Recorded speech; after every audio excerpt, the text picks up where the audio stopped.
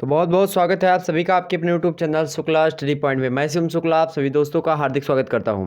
दोस्तों आज की वीडियो के अंतर्गत हम बताएंगे शिक्षा शास्त्र यानी कि जिसकी परीक्षा जल्द ही होने वाली है और विभिन्न यूनिवर्सिटीज़ की हो भी गई है और कुछ की होने वाली है, तो उनके लिए बहुत ही महत्वपूर्ण है। जिनकी परीक्षा ऑब्जेक्टिव टाइप की होनी है उनके लिए तो वज्रबाण या 10 प्रश्न आपके सामने मैं प्रस्तुत करूँगा जो लगातार परीक्षा में पूछे ही जा रहे हैं। और उसके बाद में अगर इन 10 प्रश्नों में से आपने 5 प्रश्न कर लिए तो लगभग आप समझिए आपकी तैयारी बेस्ट है, आप अच्छे तरीके से पढ़ाई करते हैं। चलिए अपने आप को आजमाने के लिए तैयार होइए, फटाफट से वीडियो को लाइक शेयर और सब्सक्राइब कर दीजिए। मेरे प्यारे दोस्तों यहाँ पर दिया हुआ है कि शिक्षा शास्त्र के 10 बहुविकल्पीय प्रश्न जो कि बहुत ही महत्वपूर्ण है 2021 की परीक्षा की दृष्टि से मोस्ट इंपॉर्टेंट है। आने वाली परीक्षा 2022 वगैरह के लिए भी यह 10 प्रश्न इंपॉर्टेंट होंगे। आइए बात करते हैं आपके सामने प्रश्नों की कतार के सामने आपके सामने प्रश्न जो है पहला प्रश्न आपके स्क्रीन पर विजिबल हो पा रहा है। पहला प्रश्न आपके सामने है मेरे प्यारे दोस्तों, यहाँ पर देखने का प्रयास करें कि थॉर्नडाइक ने थॉर्नडाइक ने अपना प्रसिद्ध प्रयोग किया था। थॉर्नडाइक ने अपना प्रसिद्ध प्रयोग किस पर किया था? ए ऑप्शन है बिल्ली पर, बी ऑप्शन है कुत्ते पर, सी ऑप्शन है मेरे प्यारे दोस्तों, सी ऑप्शन दिया कबूतर पर और डी ऑप्शन दिया क्या चिंपैंजी पर। तो किस पर किया था मेरे भाई, बताने का प्रयास करें। किस पर किया था?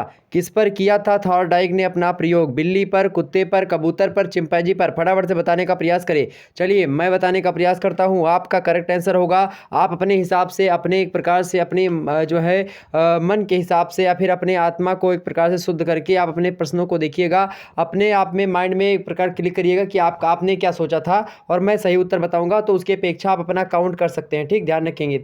यहाँ पर मेरे प्यारे दोस्तों बात करूंगा पहला प्रश्न आपके सामने, मतलब कि पहले प्रश्न का जो उत्तर होगा आपका बिल्ली पर। क्या बिल्ली पर जो है इन्होंने किसने थॉर्नडाइक ने अपना प्रसिद्ध प्रयोग किया था? किस पर? तो मेरे भाई बिल्ली पर किया था। ओके, आगे बढ़ते हैं अगले प्रश्न की ओर। अगला प्रश्न आपके सामने है किंडरगार्टन किस भाषा का शब्द है?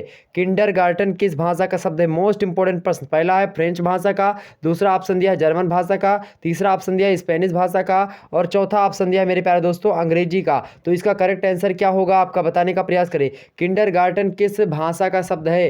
किंडरगार्टन किस भाषा का शब्द है मेरे भाई? तो किंडरगार्टन जो है आपका वह जर्मन भाषा का शब्द है। ऑप्शन इसका दूसरा करेक्ट होगा। आपका क्या करेक्ट था उसको भी बताने का प्रयास करें। आगे देखते हैं तीसरा नंबर प्रश्न। तीसरा नंबर प्रश्न आपकी स्क्रीन पर विजिबल हो पा रहा होगा कि व्यक्तित्व का स्याही धब्बा परीक्षण देन है। किसकी देन है? व्यक्तित्व का स्याही धब्बा परीक्षण किसकी देन है मेरे भाई? ए ऑप्शन दिया है फ्रायड, बी ऑप्शन दिया है हरमन रोसार्क, सी ऑप्शन दिया है आपका वुडवर्थ और डी ऑप्शन दिया है मन। किसका होगा मेरे भाई, बताने का प्रयास करें। फ्रायड, हरमन रोसार्क, वुडवर्थ या मन। व्यक्तित्व का स्याही धब्बा परीक्षण देन है, किसकी देन है मेरे भाई? तीसरे का। तो तीसरे का करेक्ट आंसर क्या होगा आपका? हरमन रोसार्क। क्या? हरमन रोसार्क। मोस्ट इंपोर्टेंट प्रश्न। आगे बढ़ते हैं, अगला प्रश्न आपकी स्क्रीन पर विजिबल हो पा रहा है। फटाफट से वीडियो को लाइक शेयर और सब्सक्राइब करें चैनल को। यहाँ पर देखिए एडोलसेंस माने क्या होता है? एडोलसेंस माने क्या होता है इसको आप चैट सेक्शन में लिखने का प्रयास करें। वहीं बता दूं एडोलसेंस जो कि किशोरावस्था के नाम से जानी जाती है, एडोलसेंस माने किशोरावस्था होती है। यहाँ से पूछा गया आपसे प्रश्न पूछा गया मेरे प्यारे दोस्तों कि जो है एडोलसेंस जो पुस्तक है उसके लेखक कौन हैं? बताएं एडोलसेंस पुस्तक के लेखक कौन हैं? ए ऑप्शन दिया फ्रायड, बी ऑप्शन दिया स्टेनले हॉल, सी ऑप्शन दिया बिग्गी और डी दिया है थॉर्नडाइक। क्या करेक्ट आंसर होगा इसका? चौथे का करेक्ट आंसर क्या होगा मेरे भाई? बिल्कुल करेक्ट आंसर है। एडोलसेंस पुस्तक के लेखक कौन है? Stanley hall. कौन है भाई? स्टेनले हॉल हैं। आगे बढ़ते हैं पांचवा नंबर प्रश्न। पांचवा नंबर प्रश्न आपकी स्क्रीन पर विजिबल हो पा रहा होगा, देखने का प्रयास करें सभी लोग। 0 से 25 बुद्धि लब्धि को क्या कहते हैं?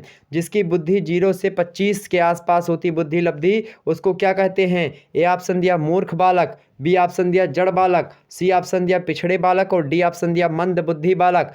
बताने का प्रयास करें फटाफट से। इसको हमने बुद्धि लब्धि कैसे निकालते हैं इसको भी बताया था हमने कि मानसिक आय बटे शारीरिक आय गुणे 100, इसके माध्यम से हमने निकालने को आपको बताया था। तमाम सारे प्रयोग भी हमने इस पर बताए थे आपको, तो उस वीडियो को नहीं देखा तो जाकर के देख लीजिएगा। यहाँ पर देखें 0 से 25 बुद्धि लब्धि अगर जिसका IQ होता है इंटेलिजेंट कोशेंट, उसको हम किस बालक की कैटेगरी में रखते हैं? मूर्ख बालक कहते हैं या जड़ बालक कहते हैं या पिछड़े बालक कहते हैं या फिर मंद बुद्धि बालक कहते हैं? पांचवे का करेक्ट आंसर क्या होगा मेरे भाई? पांचवे का उसको हम क्या कहते हैं? जड़ बालक कहते हैं। क्या कहते हैं? जड़ बालक कहते हैं। 25 से 50 में आपके मूर्ख बालक आते हैं, ध्यान रखेंगे। आगे बढ़ते हैं।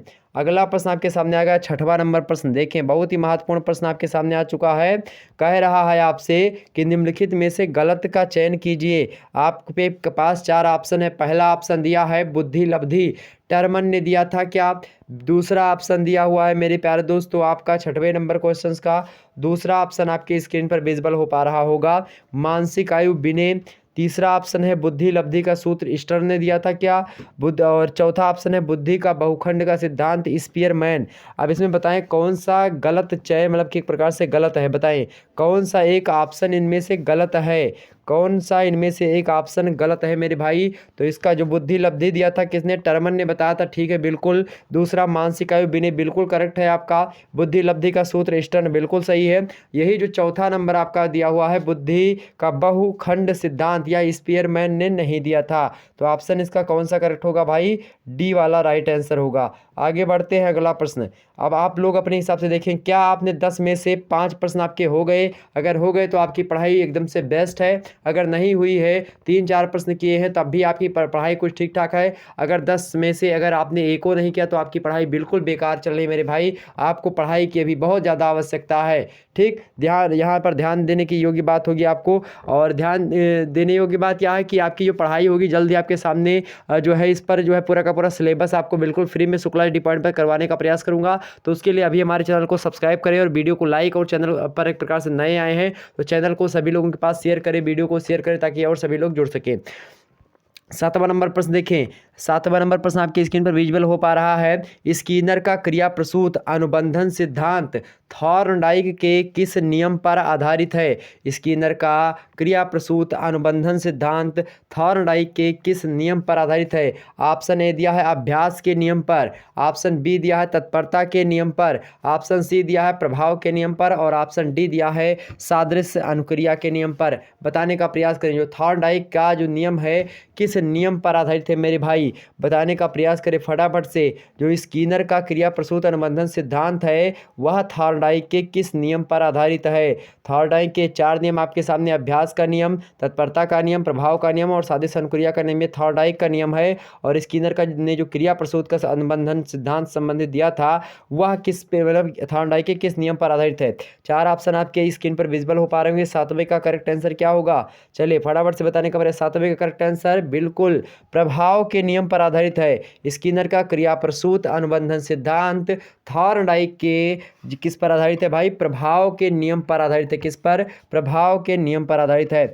8वां नंबर प्रश्न आपकी स्क्रीन पर आ चुका है।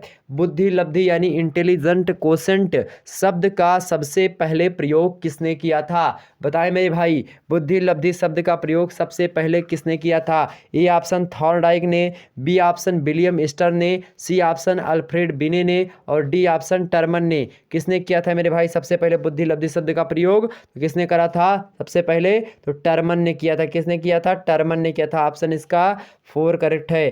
टर्मन ने सबसे पहले इंटेलिजेंट कोसेंट शब्द के बारे में बताया।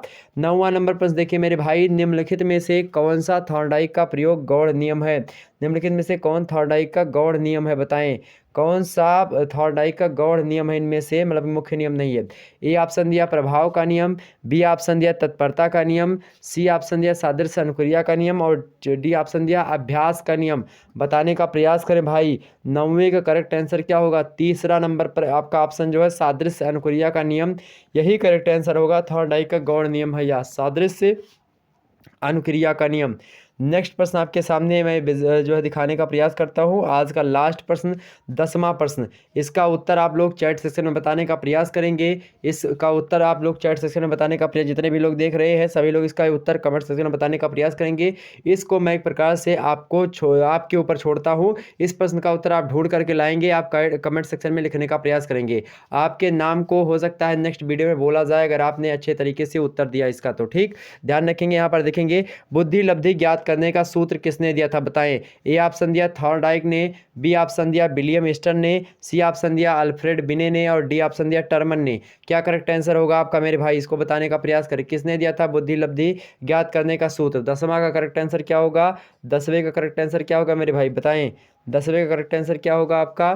चलिए हम बता दूं आपको, चलिए बता दे रहा हूं। वैसे बता दूंगा तो कोई मज़ा नहीं रहेगा, इसको आप लोग ढूंढिएगा। ओके, ध्यान रखेंगे। वैसे बता दूं आपको तो चलिए बता देता हूं। विलियम ईस्टर, नहीं तो आप लोग सोचेंगे सर जी को पता नहीं था, विलियम ईस्टर ने ही दिया था। ठीक, ध्यान रखेंगे।